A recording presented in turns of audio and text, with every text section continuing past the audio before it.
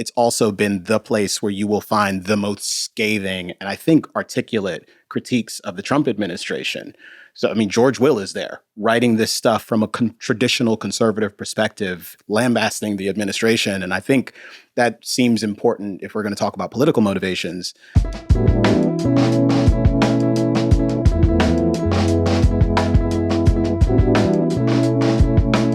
Good morning, good afternoon, and good evening, and welcome to the Suspension of the Rules podcast, the only podcast that Kmele Foster is on with co-hosts who have not been named in the Epstein files. So we haven't gotten all of them yet. It's going to be an awesome show. I am super excited to be here. We're in person. We're together, gentlemen. Yeah. We don't get to do this very often. No. I'm certainly not on video.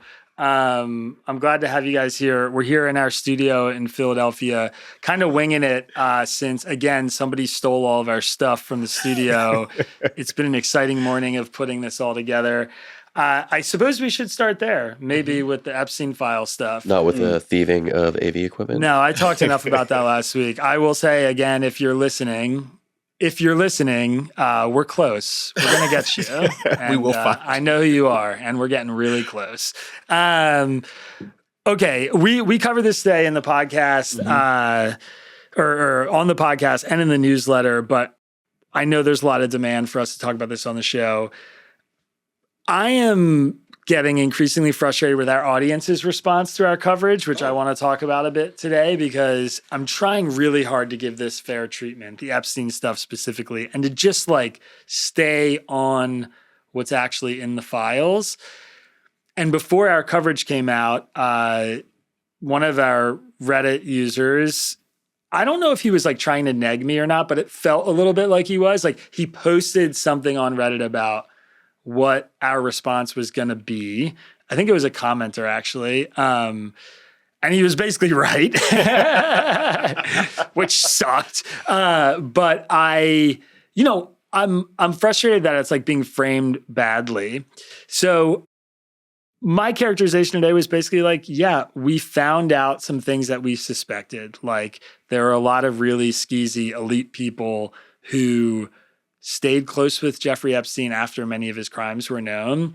Also, there is no smoking gun evidence or no new evidence brought to light, as far as I can tell, of any criminal wrongdoing released in these files, and no real leads that I've seen reported on that I saw in the files themselves that seem to me to be really interesting or worth pursuing. That might change. There's 3 million of these things, and reporters are still poring over them. But I think that's just like a fair position to take. And I think a lot of people are frustrated by that position because they want us to come out and say, so-and-so has been revealed as horrible sex ring co-conspirator of Jeffrey Epstein. And that evidence just hasn't come out yet. I know you guys are generally on my side here, so I'm playing a little bit of home court advantage, I guess. But like, I don't know how else to treat this. And I guess I'm interested how you guys are thinking about this latest release and if I don't know, where your feelings are and if there's anything interesting here that maybe we are under covering in our own coverage of what's happening. Yeah, I think I've got thoughts here, but I think the first thing is to try to fairly position what I think the reader criticism is, which is that it's not as much that we have uncovered something now that proves there's a big conspiracy. It's that, look, we all know there's a big conspiracy that's happening and the DOJ is playing cover up for it. The reason why there's no smoking gun is that the DOJ isn't releasing it. It's not that there's no smoking gun here, therefore there isn't one. So I think it's just that old joke about, I had no idea how far this went, that the conspiracy just goes all the way to the top. Yeah. And anything, when you come in with that mindset, there's really nothing you can do to disprove it. So I think that's probably the position. And obviously, like the counter to that is, okay, if you're coming in thinking there's a conspiracy here for sure, you'd want to ask the question, what is something that could happen that would move you from that preconception? And I don't know what the answer to that is, but I do think that's the basis. It's not there was a smoking gun, you missed it. It's just that there is a smoking gun and we don't see it. Mm-hmm.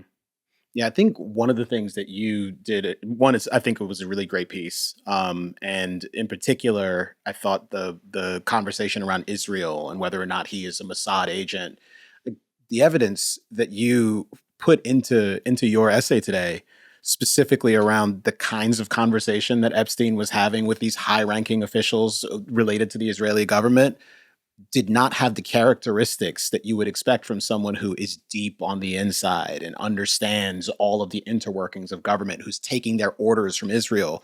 It was something pretty pedestrian, if not a little bit gross. Like, how do I make a lot of money? How do I turn my various political collections into personal profit for myself? I'd like to be wealthy like you. That's what they're talking about. Pedestrian, yeah, but at the same time, I mean, pedestrian as compared to a vast conspiracy in regard to the crimes we're familiar with, or the ones that have been alleged over and over again.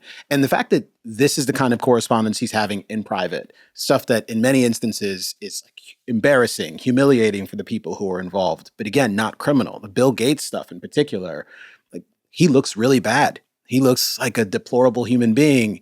There's also nothing in these emails that suggests anything criminal related to pedophilia, which seems really, really important. And it's also, as you pointed out as well, Epstein emailing things to himself, suggesting things that may or may not have happened.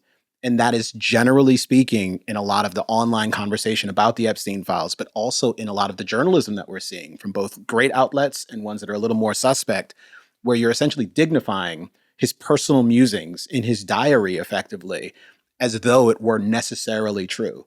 And I think, I see Melinda Gates, who I have tremendous sympathy for, who seems nothing but wronged here. But even her public comments about this don't necessarily validate the particular charges that are there. What they say is she was hurt terribly, tremendously by this, and indirectly is perhaps a kind of a victim of Epstein because of the relationship that Bill had. But it's still just a matter of his personal conduct. And is that what we're after here? Was the purpose of this disclosure simply to embarrass powerful people, or was it to reveal crimes and actually get to the bottom of whether or not there is some dark, suspicious cabal that's taking place? And again, question. The evidence doesn't really seem to point in that direction. And at some point, like the most extreme, over-the-top idea about what might be going on here probably should be dismissed if the available evidence, and now we have terabytes of it, like isn't suggesting that there is any there. Yeah, I mean, I think the Mossad thing is a great example of what's really frustrating. It's like, first of all, I saw somebody on in the R Tangle news community, and I responded to the comment online who said, look, there's this email where Epstein is replying to something and he says just make sure they know I'm not in Mossad, smiley face. And he wrote that. And it's my new sign off. Yeah. And the commenter's doesn't that smiley face just say it all? And I'm like, that's a real comment. Yeah. And I'm like that, I don't know how you're reading that. And if this was an actual Mossad agent, they wouldn't be emailing, making jokes about this, on his personal Gmail. It is that is the most, not the CIA wiki face. Yeah. That's that absolves him as clearly as anything possibly could. But then this video comes out where it's just like you said, it's it's very obvious what the relationship is here that he had to all these powerful people. Mm-hmm.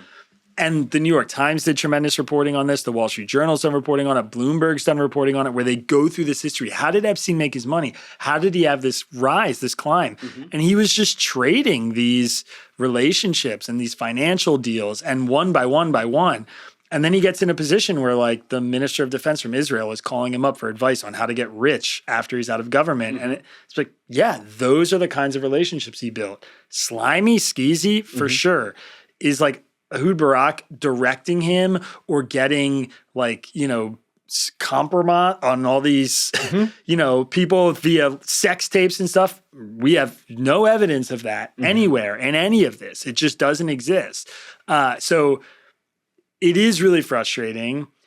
I loved and appreciated Lindsay's defense today, or her dissent today, which feels worth calling out, that she sort of took issue with me focusing so much on the people getting smeared, when the real problem with this whole disclosure is the people that are supposed to serve most, the victims, got totally fucked, for lack of a better term. I mean, they just they truly got screwed over. They got named. Mm-hmm. Some of them had photos showed of themselves nude, Mm-hmm. unredacted, some of whom Possibly almost involving minors. Yeah. Right. That's insane. and were probably non-consensual photos in some cases. Mm-hmm.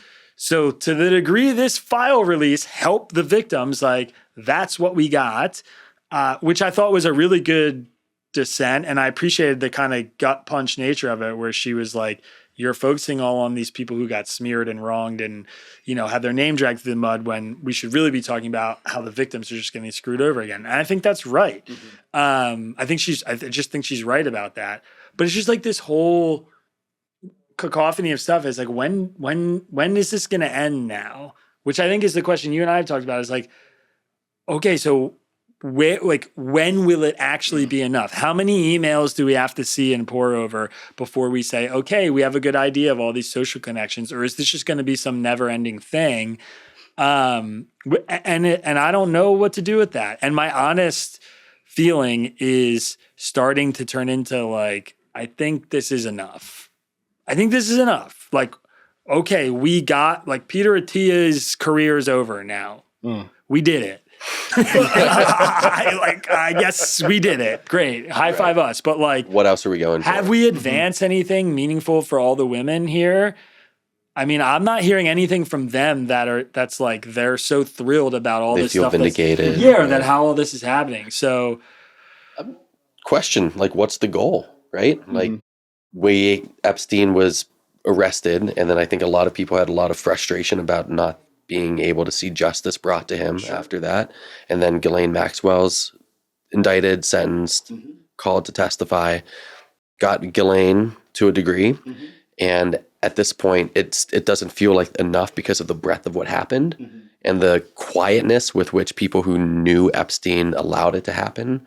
So I think there's this sense of injustice of, we never really got what we wanted from Epstein, and that those around him, they just need to get something. We just got to get something from them. And I think the lack of definition around what that something is important, which I think is what your point is here. yeah. We've talked about the feeding frenzy here that's happening online. It's worth acknowledging as well that this is one of those stories where we're actually seeing like all of the AI slop actually play a more prominent role in this controversy than many, many other stories that we've seen in recent weeks, months. But I've seen so many fake AI videos generated, stuff where it's a familiar video of Donald Trump and Epstein together at some party, and suddenly there are children in the foreground or background. And these videos are racking up hundreds of thousands, and I presume in some cases millions of impressions, but hundreds of thousands of views and comments from people. This is sick. I can't believe it. It's odious. Animating even more of the kind of conspiratorial mindset around of this, the fervor. But to the extent we're talking about what is it that people wanted here, we know Bill Clinton and Hillary Clinton are, it sounds like, probably going to testify. And there are people who want to see Donald Trump testify. And again, given what we've actually seen from these disclosures, is there anything that suggests that Hillary Clinton and Bill Clinton are responsible for any kind of crimes? No. Is there anything to suggest that maybe there are very embarrassing things about the relationships that could be revealed or at least alleged over and over again in some sort of open setting like Congress, a congressional hearing? Yes. And that seems to be what we're looking for here. It is the opportunity to further politicize this, to hurt your enemies in some way, shape, or form. And that dimension of it, above perhaps almost anything else, relative to the actual injury to victims here and people who allege that things have happened, is the part that I find particularly distressing. Like, at a moment when you can imagine, you don't have to. There are so many tangible accesses upon which one could criticize, say, the Trump administration, for example, for its conduct. And to see like high-ranking Democratic officials who are saying, well, finally, we're going to like nail him on Epstein-related crimes. What is he hiding? What is the Justice Department hiding? It all feels like not merely a distraction, but a profound disservice to the polity, to the victims more broadly. And finding our way back to some kind of sane conversation about Epstein or about our politics more broadly actually seems like further away this week after these disclosures, because the demand for this doesn't actually seems to have abated. Like, people want more files, whether or not they exist. I mean, the Trump of it all is interesting too, because Yes, actually. everybody is, one of the prevailing comments that I've seen just in like the first bit of response to the feedback to our piece is like, why aren't you talking about all the mentions of Trump? Like he's mentioned thousands and thousands of times, and these new 3 million files just got released. And I thought the New York Times actually had fantastic treatment of this. They did a whole write-up that's just specifically focused on what we learned about Trump in the latest files. And it's like almost every single one is like the vast majority of the millions of or thousands of mentions are just news articles about Trump being shared via email to Epstein or from Epstein sending them to somebody else. And then there's a few in the files that are FBI tip line like tips that have come in the FBI tip line about Trump that are unhinged. Often anonymous, generally unsubstantiated. Some of them are like talking about yacht parties where they're like eating the intestines of babies and they're cutting their feet and there's no scarring. It's like stuff some schizophrenic could call up the FBI and say whatever. And then they file a report about it. And now that's been unredacted and released in these files. And the New York Times said in their piece, like, we learned basically nothing new about the Trump-Epstein relationship.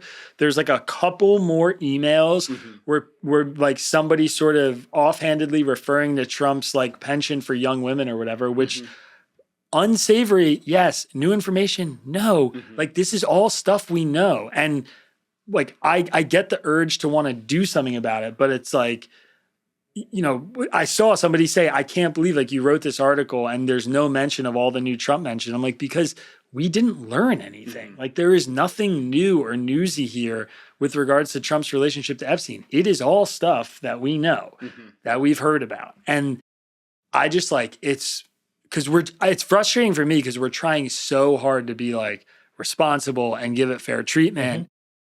And then the attacks are things that I feel like are so easy to respond to, but it's just, there's so many of them from so many different angles. Like, why aren't you talking about the Mossad stuff? Why aren't you talking about Trump? Why is it that the standard's a smoking gun? And it's like, it's not the only standard. Like there can be interesting information without a smoking gun, but like we were supposed to get proof of this cabal, of like the sex ring, of Democrats who were guilty, of Trump who was guilty. And we just aren't getting that. And that feels important to keep reminding people. So, yeah, I don't know. I'm getting tired. That's for sure. I think like the point though is that we might not have learned anything new about Trump, but what we already knew about him wasn't that great. Like the birthday card, the exchanges where Epstein referred to him as one of his closest friends, if not his closest friend. Like that's something where it just seems like it's still like there's a conflation maybe between having files be released to learn more information and having new files be released because it's punishment for the information we already knew. Yeah. Like there's a little bit of a blurry line there of, look, we know that there's a bad relationship between Trump and Epstein. We suspect there's something similar with Bill Clinton and Hillary's also there. I don't know. Yeah. But to what extent are we saying we need to know more about what Clinton or Trump knew about Epstein and when they knew it? Or are we saying we need to just keep putting them in the magnifying glass because they need to suffer? Like, is that like, it just feels like that's part of it too, is we want more releases because they haven't atoned enough for the fact that they were associated in the first place. There's one dimension of this that I haven't seen discussed as frequently as it seems appropriate here, and we haven't mentioned it yet, specifically the fact that the persistence of the Epstein story, just thinking about the context here, says something about the lack of trust in institutions, particularly the criminal justice system and the Justice Department. Just elites in general, honestly. But the Trump administration in particular, in its various efforts to politicize the criminal justice system, and it simply has. It has weaponized the justice system to use it to go after their political adversaries. It's tried its best to put in various agents in different places who are politically aligned. We've seen this, and we haven't talked about it, and maybe we'll get into it at some point soon. But the situation in Georgia where they've simply gone in and grabbed the documents using an outside court, using a particular appointee who was well aligned with them politically under a lot of strange circumstances. Something very similar has been happening with respect to the Epstein story. the part of the reason we are still talking about this is because no one trusts the Justice Department. And to the extent it was even possible for our faith in these institutions to fall further, the Trump administration seems to be doing everything in its power to ensure that that continues. Because again, even if there was a problem before, and I've spoken to this, I do think that there have been ways in which the justice system was weaponized against Trump unfairly in certain circumstances, I think fairly used in others.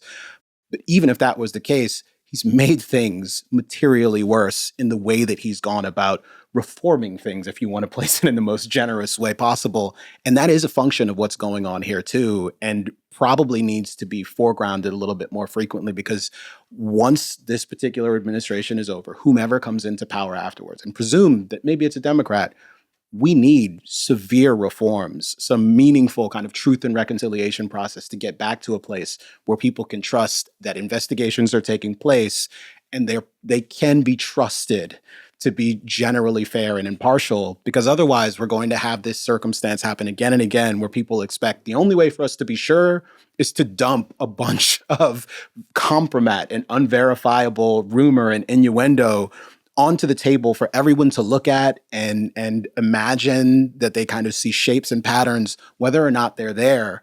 And that seems like a really miserable precedent for us to set. Just imagine your correspondence as a journalist with some source that you're trying to develop who is perhaps a nefarious person, but you're not saying so in the emails because you want to be able to talk to this source. Suddenly it gets out and now you're under scrutiny and suspicion as well because you were doing your job trying to surface real information for people. Yeah, that is already happening here. Right. And this is, it's very distressing. And I think the implications for other contexts needs to be better appreciated. Yeah, I mean, that's the Nellie Bowles story is that she's just getting her name dragged through the mud because she was nice to Epstein in email so she could take a meeting with him, which is like typical journalists, you know, you're trying to warm up a source, however bad they are, you have to talk to bad people. I mean, it's like, it's crazy that that's happening to her, though. Again, as I said today, like she doesn't need us to defend her. She did pretty good on her own. Yeah. But I guess my question about the institutional trust, I mean, when was the last time in American history that a prosecution like this could have taken place, and at the end of it, people would have been like, okay. I mean, is that or is that like era that I've been thinking about this more and more, like, is that era we're reaching for real? Yeah. Yeah, you're right. I mean, like, maybe I'm hearkening back to something that didn't exist, but it feels like we are more conspiratorially minded than after 9/11.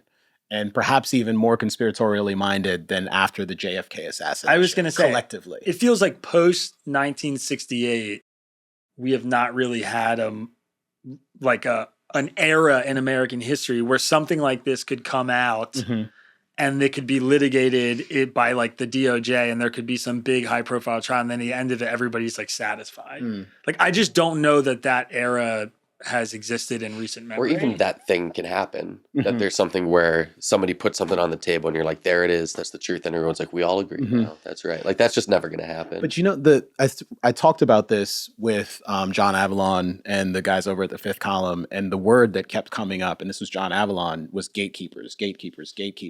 And my comrade, Michael Moynihan, specifically alluded to the fact that there are all of these people who are journalists online, these independent journalists who are simply not terribly sophisticated. They are not doing a great job reporting out these facts. They are actually contributing to the awfulness of the miasma surrounding this story.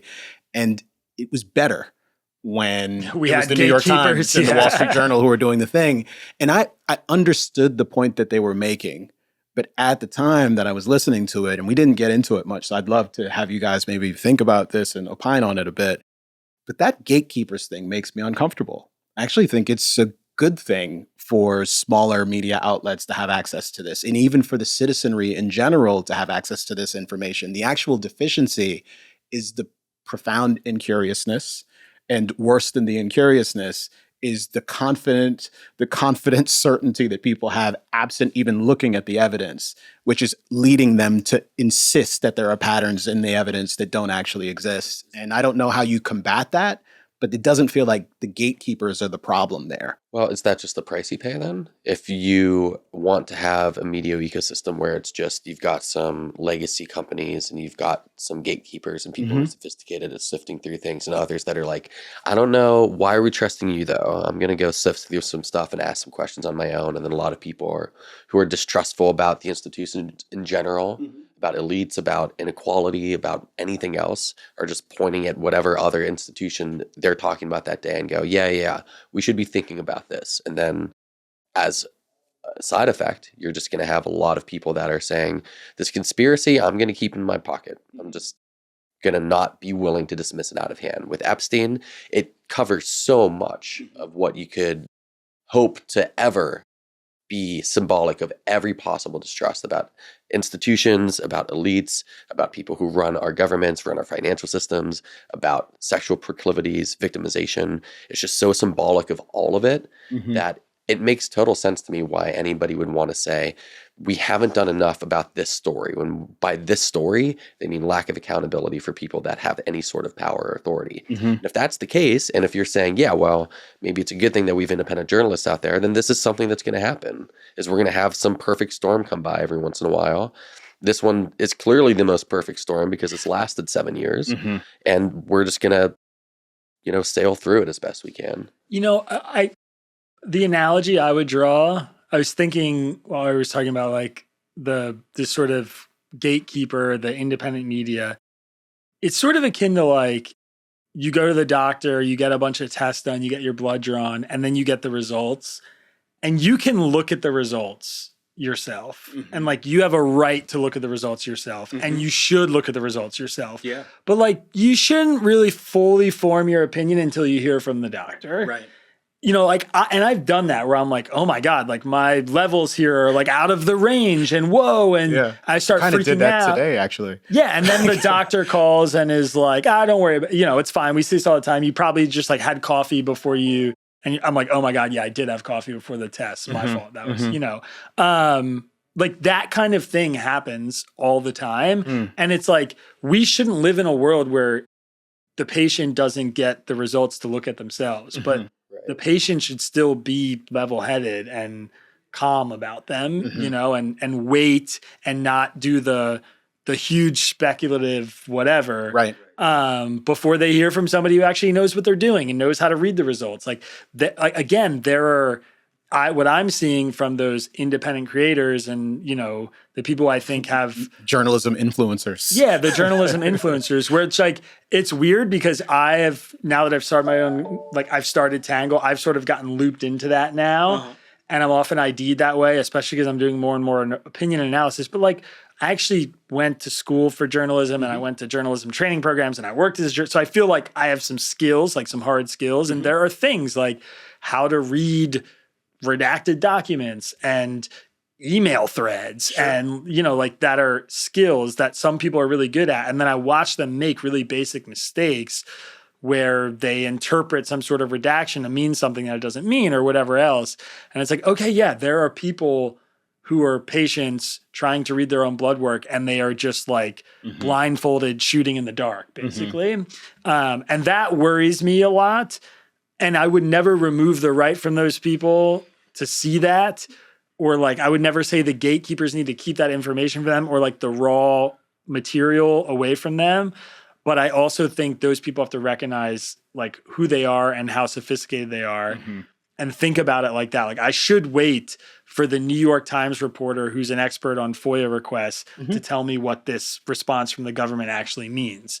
And we just don't live in an environment where a lot of people are doing that. And it's, it sucks. I had a really similar experience today. I was texting you because my son woke up with a horrifying rash all over his body. And I was like putting pictures of it in a ChatGPT. And while I was doing that and ChatGPT is telling me like, you need to go to the emergency room right now. Your son's having an allergic reaction and like, this is serious. Oh, I didn't realize it said that. It said that. Yeah. And then I was also texting a friend of mine who's a pediatric emergency physician. Mhm. And he saw the pictures and was like, he doesn't look that bad to me. Like, is he drinking water? Yeah. Is he eating? Yeah. Is he like interacting normal? I'm like, yeah, he seems totally unbothered. He's like, don't worry about it. Like, if he starts breathing weird or he starts rejecting food, like rush into the ER, his lips swell up really bad, but like, you should just get to the doctor ASAP. And then I went in and it turned out he's having an allergic reaction to like his amoxicillin, and the nurse was like, yeah, he's fine. You can take him to daycare. Just like stop giving him the amoxicillin. It will clear up. Like, I'm an idiot with ChatGPT. Like, we're riling each other up and I'm getting ready to rush into the emergency room. Although it did get the diagnosis right. Yeah, it did. It did say that he was having an allergic reaction. And it was like kind of half right, but it's just another example of like, I went to the emergency room physician guy who works in pediatrics, and he's like, I know exactly what's going on here. It's one of two things. This is what you need to do. Don't freak out. You're fine. And that's like the person I should be going to. And I think that hierarchy exists in the news space too. And we don't have enough people abiding by it. Such an interesting analogy, because at the same time, I know one of the reactions that I'm having thinking about the doctor analogy is, you know how many times I've listened to a doctor and gone, that's not right. Because like a lot, I mean, sometimes sometimes they're not right. Yeah. A saying that I like to come back to sometimes when I'm thinking about medical advice is doctors are experts on the human body and you are an expert on yours. That's right. And it's good to try to make sure you're getting the best advice that you can and trying to understand things from experts where you don't understand them. Like, I can't interpret these blood tests, but at the same time, like, if I go to the doctor and they can test my knee and say, yeah, you've torn a ligament there, you should probably do a little rehab and be fine. I'm like, well, no, I kind of am an athlete. I play sports. I want to have the surgery. They're like, don't think you need it though. I'm like, well, I think I know what I need more. I appreciate the diagnosis, but for the cure or the cause, like, maybe that's something we should talk about more as peers here. I appreciate all of that feedback, and I think you guys are kind of confirming my impulses around this, because felt a little uneasy coming out of the conversation about the gatekeepers, but I do think that the locus of the problem is probably closer to the media consumers, which is to say, dear listener and viewer, it is your fault. Or at least the onus is on you. I think there's something about the kind of priesthood of the journalist or the medical professional. Well, the expectation is they are going to give us the absolute distilled truth, the revealed wisdom sent down from heaven. When no, they are practitioners of a particular trade. It is a difficult trade. They're going to get certain things wrong and certain things right. And if you are exercising dutiful skepticism every single time you come into contact with a story or a media report, especially if it's something really important to you, something about the health and well-being of your child or about the future of the country, take a moment. That's interesting. I'll consider it. What might they be overlooking? Where might their biases be? Perhaps I should consult some other perspectives. Retangle.com. I'm so glad I retangle, which does that collation for me and also gives me the perspectives of people who I've come to know, and I know their biases a little bit.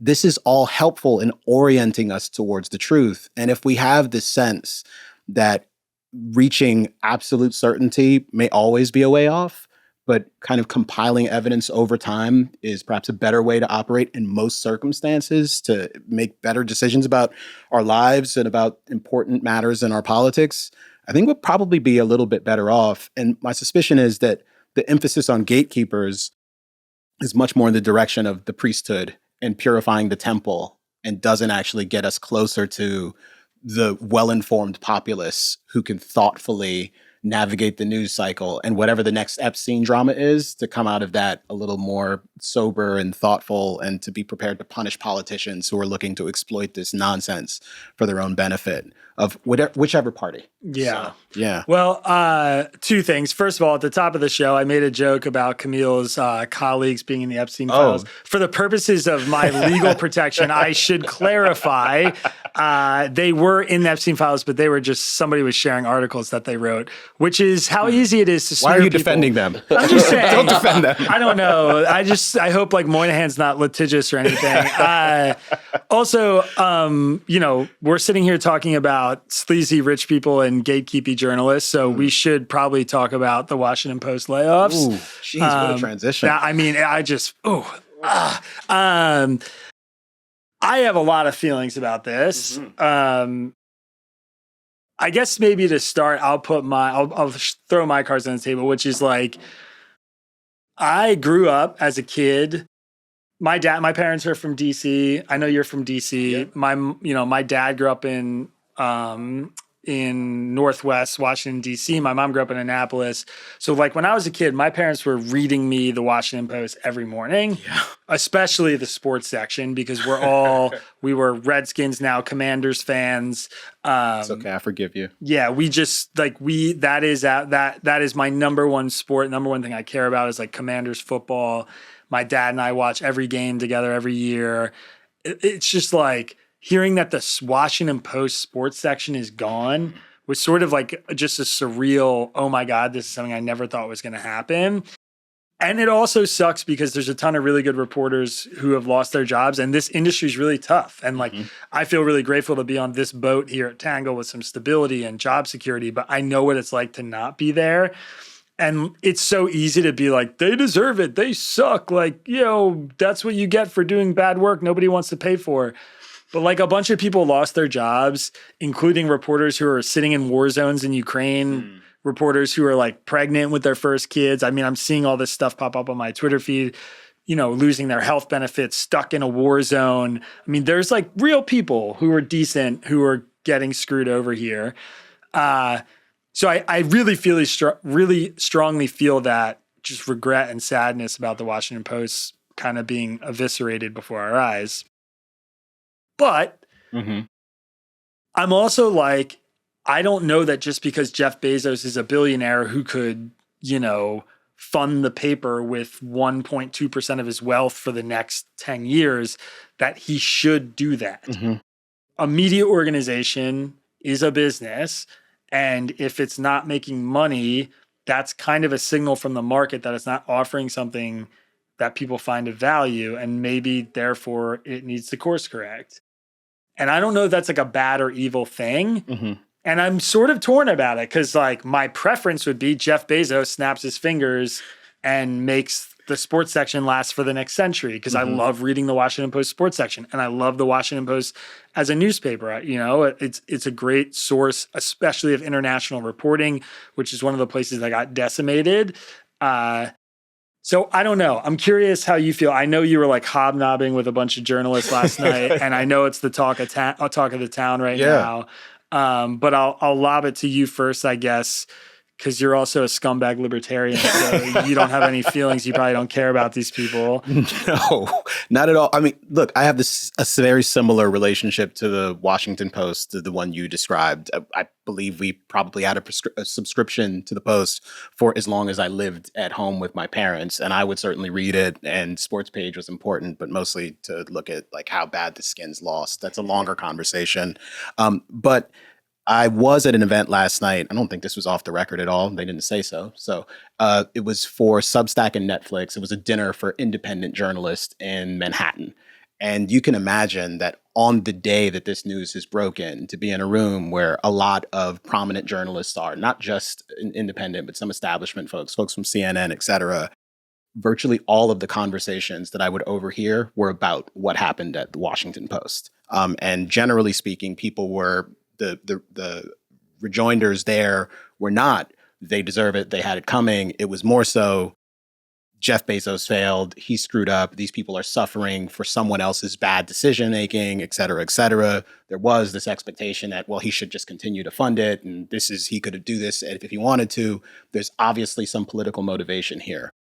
Is there a political motivation? I don't know. I think it's hard to speak to. I do think that the Washington Post, particularly the opinion section, where to the extent Bezos's fingerprints are all over that publication in recent years, he made the decision to push them in the direction of being more kind of free minds and free markets, a la Reason Magazine.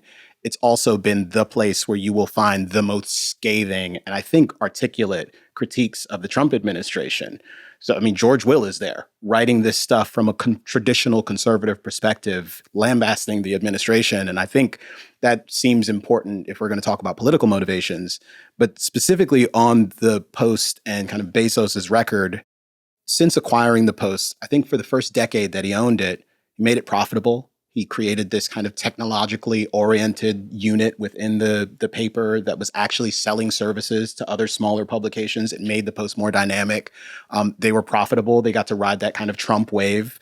And they've gotten into the same trouble that virtually every publication in the country is dealing with. The New York Times is exempted from that in terms of establishment publications. I think The Atlantic seems to be doing better if you believe their numbers. I'm generally inclined to. But the Washington Post hacked off its sports section just like the New York Times already did.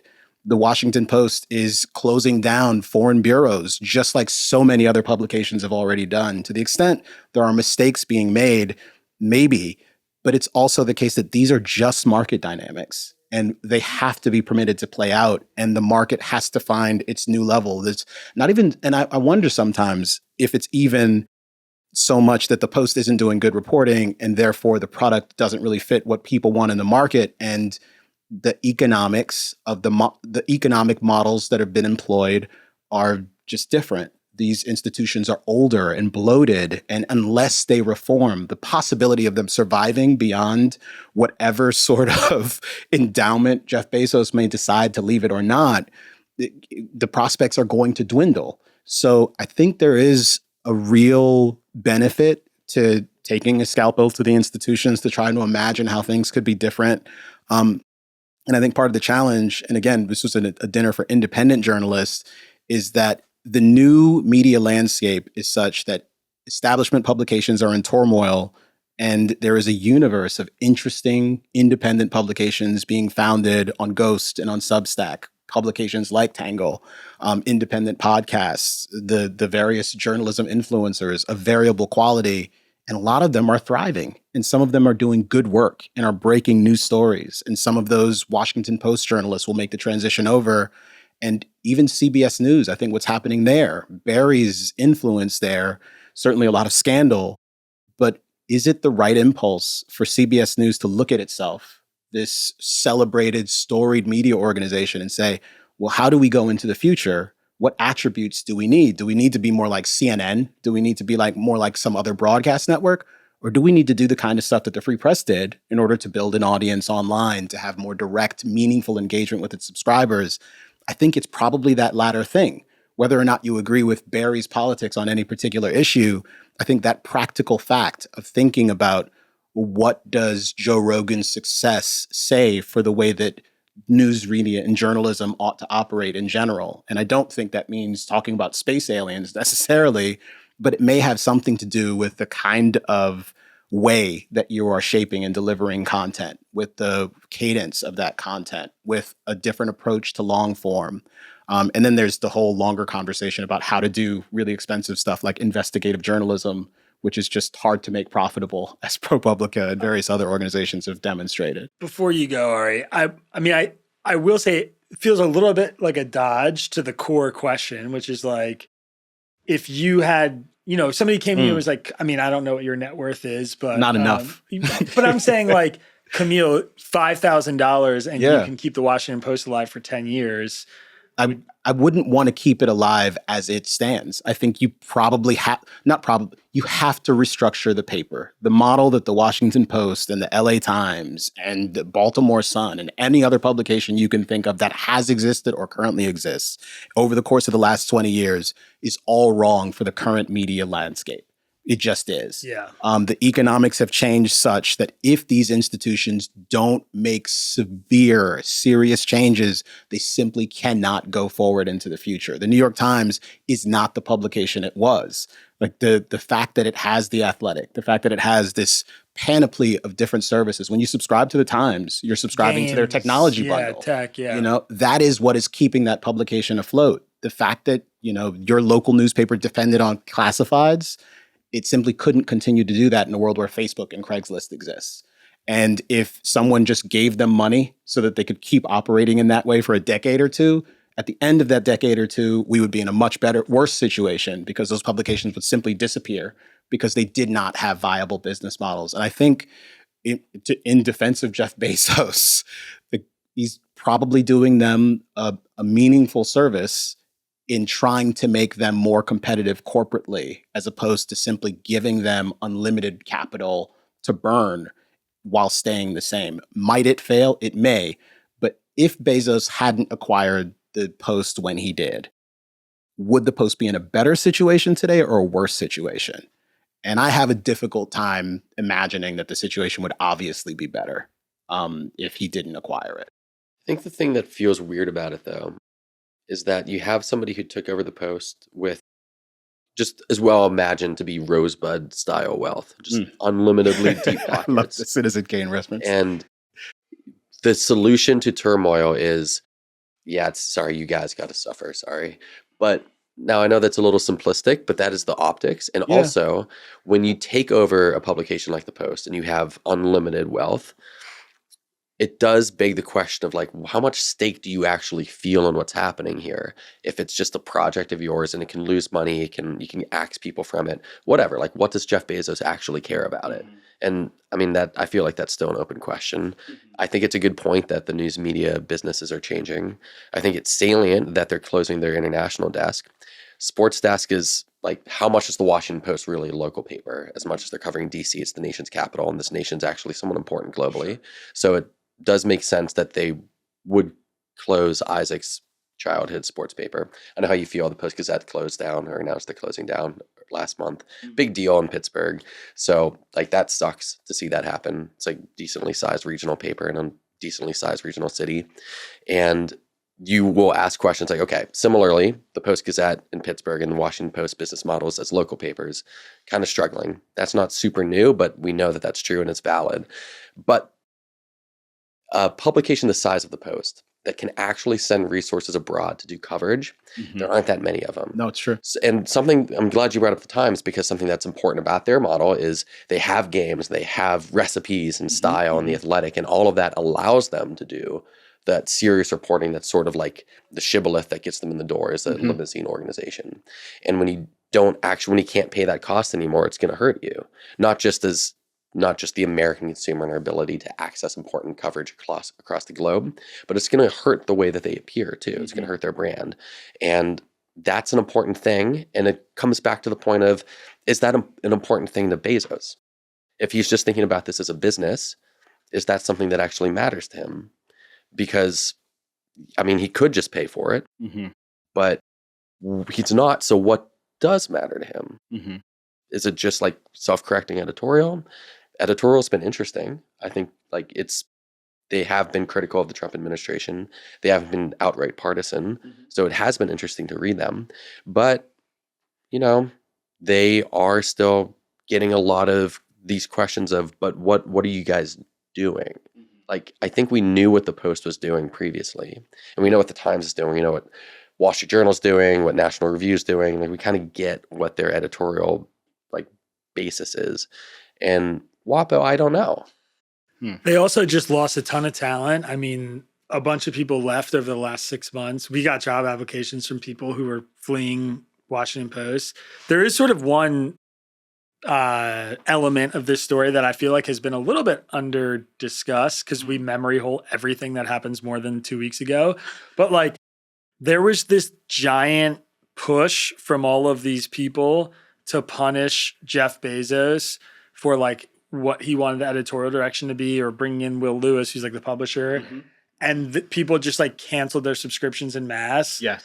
And now those same people are like, why are you firing all the journalists? I'm like, you just fucked everybody. Like, you canceled thousands. Like, and you can see their chart. Like, this movement started, and then, they lost like millions of dollars of revenue because all you guys canceled your subscriptions. And then you turn around and are like, I can't believe you're not supporting. It's like, well, they were making a bunch of money off subscriptions, and then you sort of had a successful campaign to destroy that business.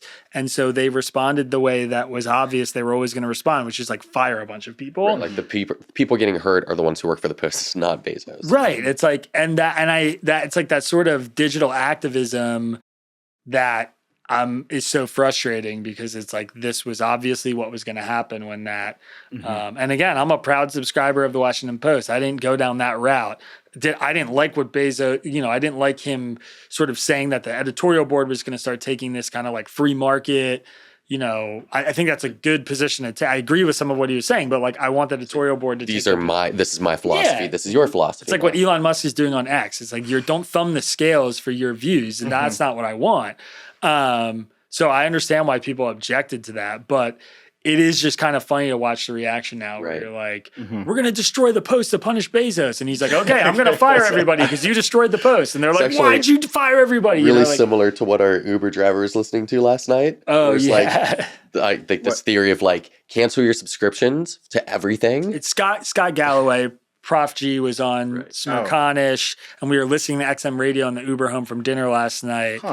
And Scott Galloway was basically he started this website. I think it's called like resistandUnsubscribe.com or something. It's not a promotion. Because it might not be right. Yeah. And he's like telling people to cancel a bunch of their subscriptions in order to punish the Trump administration. Right, because the Trump administration is going to respond to economics and the bottom line. So like if the markets dip, then they'll respond. So it's like anyone who does business with ICE, but then also people who don't do business. It's just any subscription. Yeah. Just fuck the economy up. Yeah. Make Trump sad. It's like unsubscribe. He's not going to be the one who hurts the most in that situation. Right. Unsubscribe advocacy. And our Uber driver was driving and he's listening to Scott Galloway be like, you have to cancel like your DoorDash, your Google. And the Uber driver was like, not Uber, I hope. And we were all like laughed in the car. We're like, yeah, that would suck.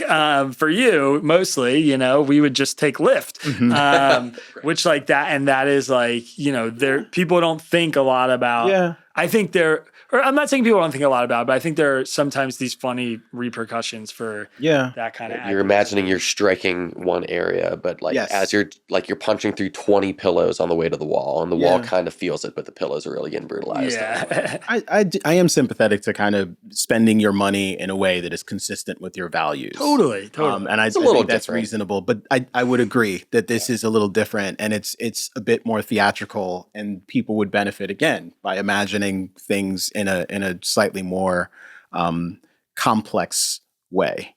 But I do think one thing that's worth underscoring again is just the interesting dynamics with respect to the ascendancy of independent publications. And particularly, I mentioned it was a Substack Netflix party that I was at. And for Substack in particular, like I was thinking a lot about the media narratives that surrounded the organization, but 4 or 5 years ago, when we were being told continuously by very prominent publications that Substack had a Nazi problem over and over and over again. And the room I was in yesterday, barely remember much more left of center. Not that Substack is, but it is the case. And I saw Chris Rufo posting about this in the past week, the activists at Manhattan Institute, about the fact that so many of the top publications on Substack now are decidedly left of center, to the extent CNN and these various other publications have emptied out. A lot of those folks are on CNN. Are on Substack now. They're actually having a tremendous amount of success, and the readership at Substack has changed to the extent it was heterodox before. It is now kind of the previous establishment now lives on Substack and is making a bit of a killing. I saw Brian Stelter yesterday is one of the people I saw, and just kind of jokingly, we were having a conversation. Again, I don't think this was off the record. I think it's fine to share. But he was mentioning like Oliver Darcy, who's left and is doing his own thing at Beehive now, or on Beehive. I don't remember the name of his publication. And while Brian is back at CNN, it is like, Oliver's doing great. Maybe I should have stayed over there with him. I mean, there's all sorts of rumors. He didn't say this. I'm saying this now, context. There's all sorts of rumors swirling about the future of CNN.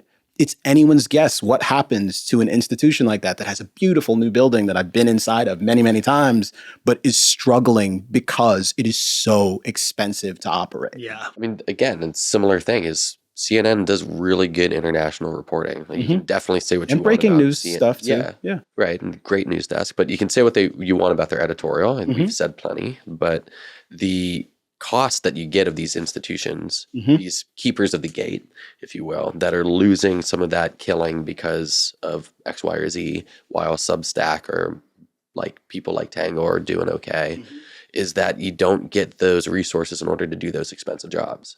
I think like that's the thing I keep coming back to here. I know like I'm not from media like you guys have that background. I'm kind of new to the game. I just make sure the words look good on page. But like the thing that I keep thinking about as somebody who's new to media, like professionally, is this is what I always valued about Washington Post. So like that's the thing that concerns me. Like I don't really, it doesn't bother me too much that like they're changing their business model or people are fired. They're going to find new jobs, I hope, and be all right. But the thing that concerns me is like, where are we going to get the people? Like who's actually going to do that news then? Because like there's not too many other people who are going to replace them. Like there's Lyft and there's Uber if we want to get ride shares, but to cover like a Damascus desk, there's Washington Post, CNN, New York Times. Who else we got? I think we probably need to pick up the slack some. Me? We as an institution, Tangle, but I also think there are people on Substack who have some of that expertise and who are doing the reporting. And it's already the case that in the New York Times, you will read an essay about some important matter and they will be quoting a source who is a journalist who works on Substack, who has deep information and great intel from the Iranian regime. And you could maybe only find it there. And finding a new way for publications like Tangle to be clearinghouses for that sort of stuff, to bring those people to folks' attention is, I think, going to be an important thing going forward. But also, us figuring out how to do more original reporting and investigative stuff, and even just really great interviews as we begin to get more and more access on account of the kind of visibility of the platform. There's that Derek Thompson line. The history of media is the rebundling of debundled bundles. Yes. So that too. Kind of natural. Yeah. All right. Well, we have, in the last few weeks on this show, we've impugned Democrats repeatedly for being so uninteresting that they can't even create a single news story. But we have a good one this week. There's some nice infighting happening. Some really tasty infighting. Yeah, some tasty. Finally, we got some Democrats to talk about and criticize and make fun of. Everybody thinks that we're like turning into a big leftist network because all we do is talk about conservatives. And really, it's just like Democrats are just so boring. There's nothing to say. They're also not in power in a lot of places. Right, true. No. But they are going for a Senate seat in Texas. And the gas has been thrown on the fire because there was this state Senate race in Texas in a district that I believe Trump won by maybe 14 points or 17 points as recently as 2024, that a Democrat just flipped, which, as you can imagine, shellacking, created a 5-alarm freak out fire at the RNC headquarters. Like, if this is the map we are looking at, which it won't be because it's a state Senate race and like an off, cycle election, but it would be a very, very bad midterm for Republicans. And it is indicative of a really big mood vibe shift. So once again, ad nauseum, we do this every year. Democrats are talking about maybe they can win a state Senate seat. And there's this tangle happening between James Talarico and Jasmine Crockett. JT versus JC, Jasmine v. James. There's some good stuff happening. Keep spinning it. Yeah. And I guess the thrust of it is, first of all, I want to hear from you guys about who your allegiances are with. But the thrust of it is that you have this sort of, I think James Talarico, more moderate, maybe more appealing. Polling suggests probably more appealing to like broad Texas base, criticizes the Democratic Party, has nuanced views on things like immigration. Is being accused of maybe saying some unsavory things about his previous opponent, Colin Allred, calling him like a mediocre black. Which unclear and also unsubstantiated. It's not like a recording; it's hearsay from somebody on TikTok who is like a staffer or something. I don't know. It's very confusing. And now he's running against, again, allegedly said like a sophisticated, politically savvy black in Jasmine Crockett. Black woman. Yeah. And so he's getting hammered for that. And Jasmine Crockett is very progressive. She's very left. She's like the fighting kind of, often in the trenches with people like AOC. And there's this debate about who the Democratic Party should kind of rally behind. and whether Democrats actually have a chance in Texas, which I don't think they do, just for the record. I just take that stance every year until it's wrong, and it's just right every year. But I still don't think they do. That's it. We can stop talking about yeah. But yeah, I'm curious, how you guys are thinking about this. Maybe you want to go first, Kmele. I mean, what have you been reading, and what's the storyline here you're interested in actually following? Well, the dimension of it that I think is most interesting on some levels is that this race identity politics stuff can still cause so much scandal for Democrats. Again, with respect to just the infighting, taking shots at themselves. It is a Democratic primary, so you would expect there to be some criticism. But this involves two of the most prominent young Democratic stars. Jasmine Crockett, we were debating it earlier before we started. I would say that she's probably top 5, maybe even top 3 most recognizable Democrats in Congress broadly. And certainly it's crazy. Yeah, I found that take shocking. I think it's true. Right. She's uniquely visible. And look, I mean, Marjorie Taylor Greene is gone. AOC is probably at the top of the list, quite honestly. And Jasmine Crockett is as well, and not because she's so progressive. She's not even squad. She's actually a little bit more establishment in her willingness to kind of play on all number of sides. What is interesting is that she has the same approach as Gavin Newsom. With respect to Trump, they want to kind of be like Trump with respect to how they message and talk to their audiences. They don't mind cursing at the appropriate moment or in a moment that seems appropriate, even if it's uniquely unnatural. They don't mind code switching in particular ways so they can be more folksy or hood in Jasmine Crockett's case. She is a really sophisticated operator. I've heard her be exceptionally erudite. I've also heard her kind of get into the trenches and talk like she's in the hair salon or something like that. I don't have a favorite between these two candidates, but I do think that for a race that is going to be so important for Democrats and for two people who are so important to Democrats, for them to be involved in this kind of beef, animated by a political influencer's TikTok video. Again, we don't have audio of what he said or a video recording of it. That's kind of strange.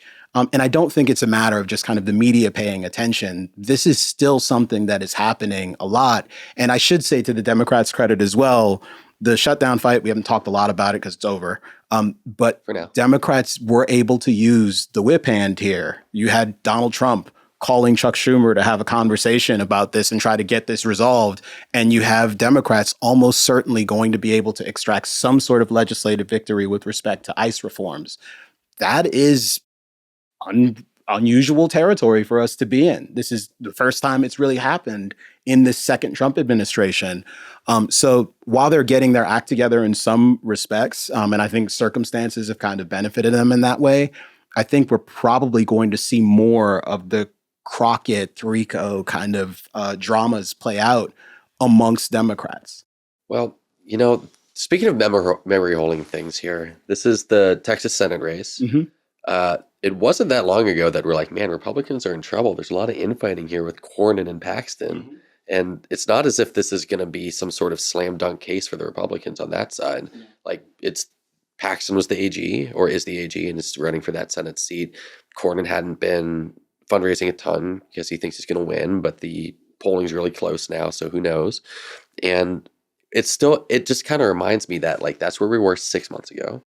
Now we're talking about this 6 months from now when the election's like really underway. This is going to be a memory, and we're going to go right back to Isaac's first thought, which is like we're talking about a Senate seat, Texas. Let me just check the polls. Oh yeah, Republicans are up plus 12.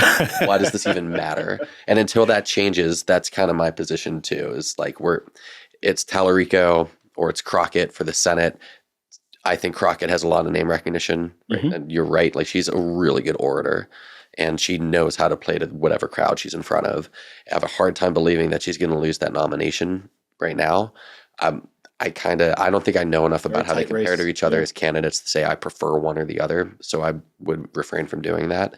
But I think whoever ends up winning that, good luck. You are still running in Texas. And the one thing that I do know that gives Talarico an advantage here is he does seem to have a better polling amongst the demographic that's going to matter in the general, which is moderate Latino voters. And like, if that's a thing that Democrats end up thinking about in the primary, then maybe that's going to be a difference maker. Ultimately, I mean, I don't think it's worth overthinking. It's an infight. It's before a primary. It'll happen. It's a minor scandal now. It'll probably wash away in a couple months. When it does, the person with higher name recognition who's a really good speaker is probably going to win. That person has a D next to their name. They're in Texas. They're probably going to lose to whoever comes out of the Republican side. I think the last reporting or that I saw that came out about the polling was that Talarico was polling 3 points behind like a name brand generic Texas Republican, and Crockett was 7 points behind. And that was like this internal RNC polling that they viewed as being like very frightening.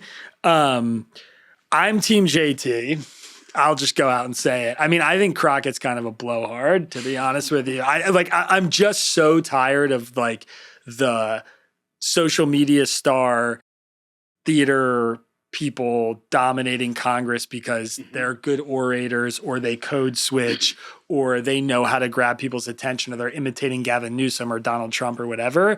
I'm exhausted by it. I'm like Marjorie Taylor Greene's gone. Thank God. I mean, whatever. I appreciate the evolution she's having, people who change their mind politically, but it's like she is somebody I want to see more of that. She sucked up so much oxygen when there were so many more important things than the things she was doing. And when I see Jasmine Crockett, most of the time I see her in the news, it's like she is sucking up oxygen about things that strike me as much less important than the things that should be taking up oxygen.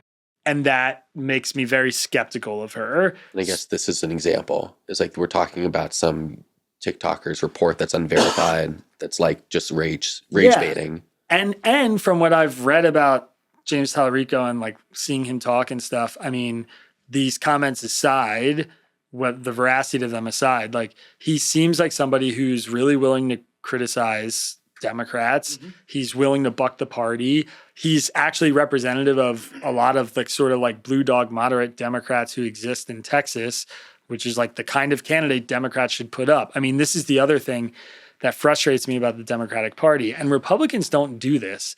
You know, Republicans are really good. Like when there's a Republican running in New York, he is a Republican that is running for Republicans in New York. Democrats trot out these candidates in a place like Texas. Like, I'm sorry, Jasmine Crockett is not I mean, maybe she'll prove me wrong, but I don't think she's somebody who statewide is going to have a lot of success connecting with the voters she needs to win an election. James Talarico could, so they should run him and the party should back him. If that's what they want to do, if they want to win the election. Republicans are really good at that. Like they will run a different kind of Republican in Long Island than they're going to run in Oklahoma. And they're totally comfortable with that. And they're like, sort of have this big tent party mentality. These days, it all requires fealty to, you know, the emperor, Donald Trump, but which frustrates me to no end and I don't like. But I'm just, you know, I don't know. And again, maybe blowhard is like a little too strong, but I'm tired of just the people that are going to fundraise nationally winning these states. And the people who are, it is all performance art.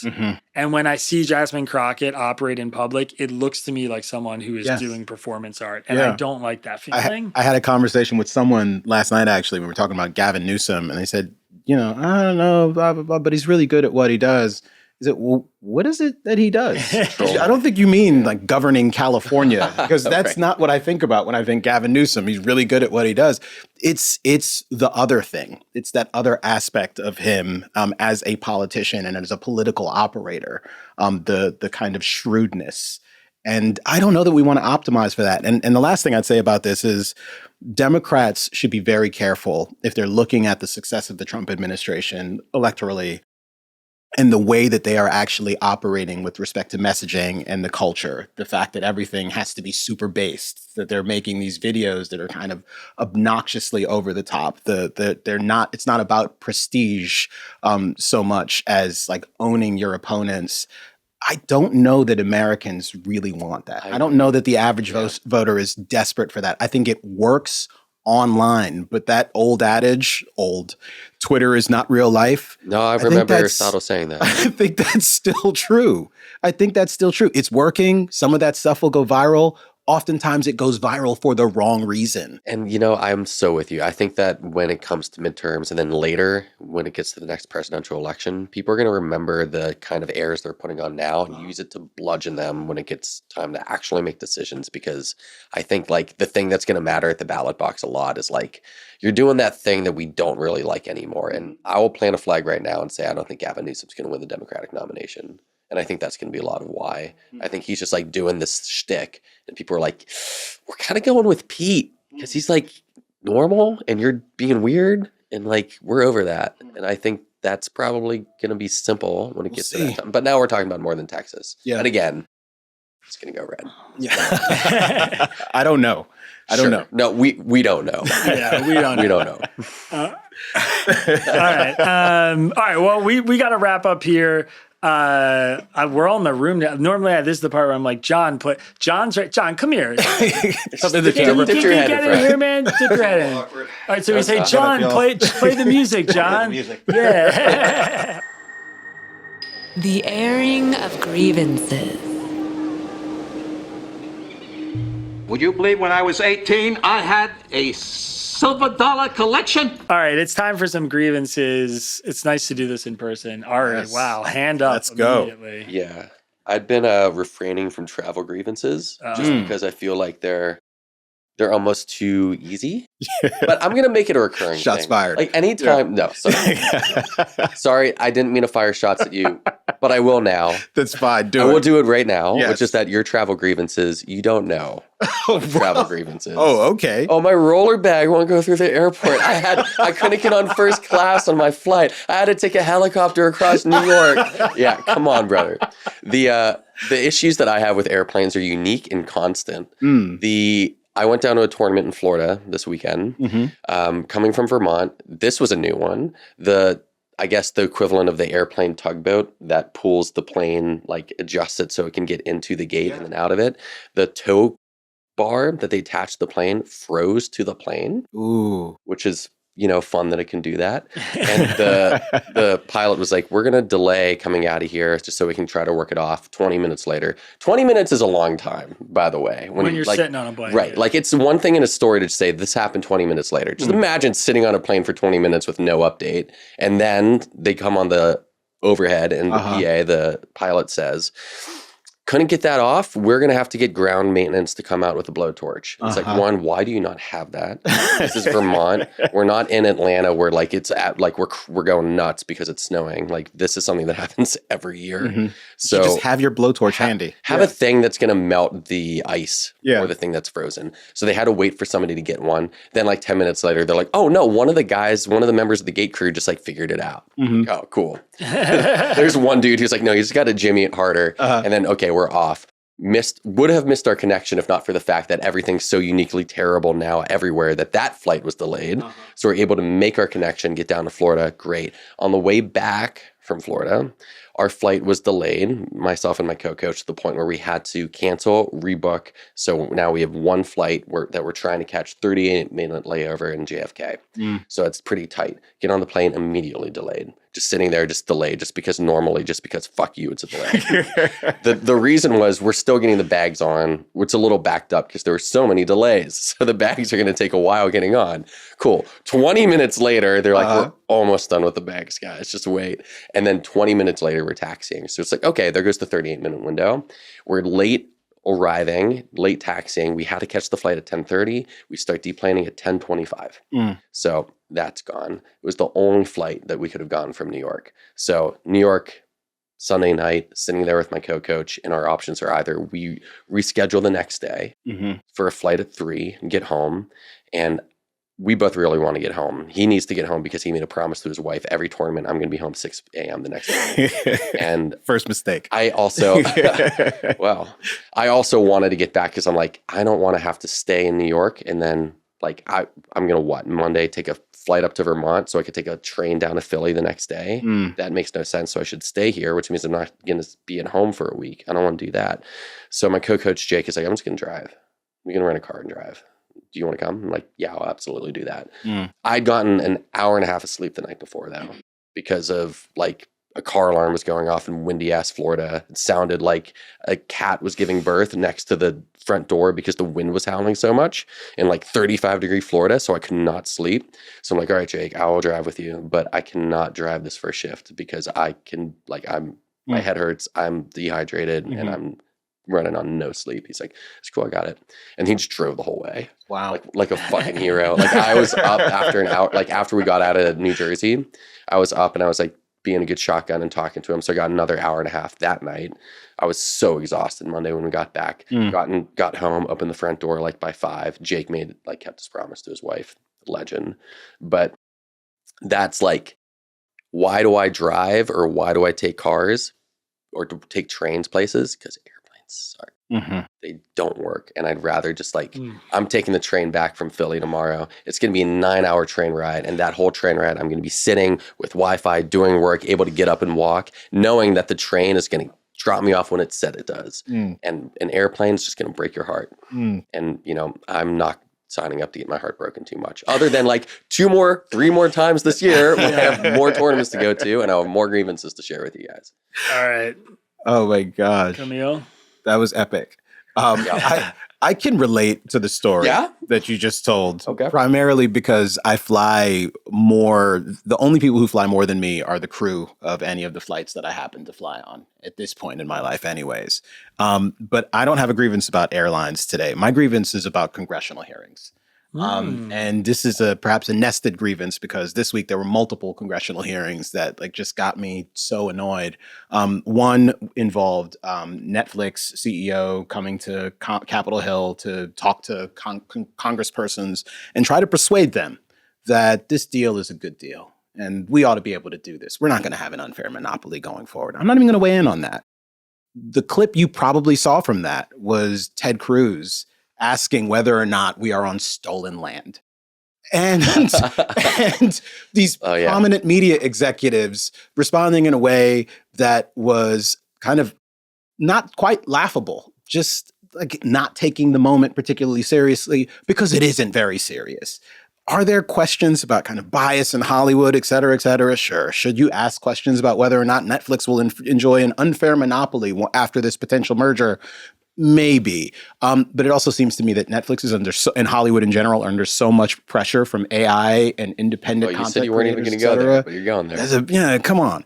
Anyways, it's just, they're so profoundly unserious. And the other hearing that was this week was related to autonomous vehicles. And it's, again, congresspersons talking about this technology that they do not quite understand, and they never really do. This is Mark Zuckerberg being asked about how Facebook makes money.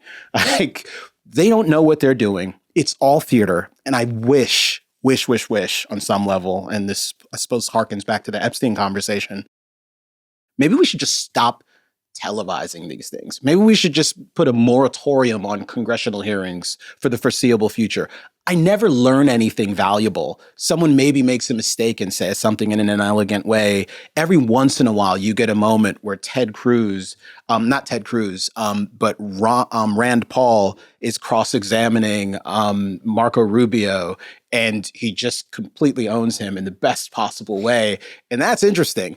That's a kind of theater, but that theater is actually necessary. These are politicians talking to each other and debating with one another. But when you summon experts in particular fields or executives from prominent companies to Capitol Hill and you ask them, what do you think about this Billie Eilish quote? And you won't let them talk. No, I have just limited time here. Let me get my shots off so you can look like a dope, not answering the question that isn't really a question. Fuck out of here. Who is this serving? I don't like it. I want it to stop. And I think it's bad. That is my grievance. Nice. It's a great grievance. I will say I did see a congressional hearing recently that I thought was enlightening, I guess, a little bit. Oh, good. And I'll tell you, the moment went viral. It was all over X and Instagram. And I think it was a Democrat, but I'm not 100% sure. I think it was a Democratic member of Congress who was asking these healthcare executives to raise their hand, like, if you are the CEO of a healthcare company, and then if you own a hospital, if you own the PBMs, if you own an insurer, and they're just up and up. So just to be clear, you 5 own every single part. And it was oh, yeah, that's probably not good. And it was one of those things where actually like seeing a little bit of the shame and the realization on their faces as their hands keep going up it was like nice to watch that versus just kind of read about it. See, my libertarian inclinations turn me off from that because yes, healthcare is expensive, but it's not just because some people are making some money in it. We got to not go there. Yeah, we're not. Yeah, we can't open that can of worms. All That's right. another time. All right, my grievance this week's actually about my team here at Tangle. It's all right. It's mostly Will. Great, I'm back. Yeah. Yes. We are we have a bunch of the team, not the whole team, but a good chunk of the team is here in Philly this week, and we're doing a bunch of team stuff. And yesterday, our day ends, and we go back to the Airbnb that they're all staying here in Philly. And I had the great idea of like, we should all watch the Melania documentary together. Oh, yes. and like sit down with like a couple beers and we can write about it. Or like this is like a content. I know where this is going. None of It's us not have our seen fault. it. Right. And we're like, okay, well, we're not, there was like no movie theater showing. We had dinner or whatever. We had like a 2.5 hour gap. And like, I won't name names, I guess. I kind of already did. But like some people were like, yeah, I'll find it online. Like, it's fine. We'll just rip it. And my crack team of journalists that I've hired for like 3 hours tries to find the Melania documentary online. I'm confessing to some illegal activity here. Yeah, and I don't know if this is a good idea. No. It's fine. I wasn't You there. can't rebroadcast it. That's when you get in trouble. No. Rebroadcast it. Downloading it's bad too. Yes, not as bad. Well, don't worry because we didn't download it because none of them were capable of finding it online, which was the most embarrassing thing ever. That is worse. well, I think it speaks more to Bezos's cover-up skills here because, like, or the lack of I demand. may or may not be Or the very lack good of at demand. this. That's what I'm sitting there. I'm like, what do you mean none of you can find it? Like ripping a movie is like the easiest thing you can do on the internet. Allegedly. And they're all like on their computers. They're like in the command center. Because allegedly we've all done this very well. I mean, I feel like I could. I've absolutely done this. Not with that particular film. I'm confident that if I took 5 minutes, I could find this. So were all of us. So yeah. So that's were we bad. all. Everybody shared that confidence and 0 people found the film. We're in And a PDFs, finding links to other things, like downloading Chrome extensions to like zap the modals that come up over the top. We're like, we found it. It's good. And it's just a trailer and then 2 hours of black screen silence. Like, come on. Give me 15 minutes after we're done. Yeah, sure. You got it, bud. I'll watch you. Nothing illegal happened because we were incapable of doing anything illegal, which is the most embarrassing thing ever. 15 minutes. That's I'll do my something grievance illegal. for this week. So we need more criminally inclined Tangle staffers, more capable criminally inclined. I just Tangle looked staffers. around the room and I said, did I hire a bunch of incompetent people? We can't commit one simple low-level crime together. Unreal. Are you going to do anything, John? John, play the music. Cut it. We're good. All right. That's it. It's good to see you. Nice to have you guys in real life in This is person good. and can touch you. All right. I don't know if we should end this episode on Phrasing. that note, but all right. Peace. Hey guys, thanks for watching. And if you want some more, don't forget to subscribe to the YouTube channel. And you can also go listen to our podcast, Suspension of the Rules, by finding the Tangle News podcast feed.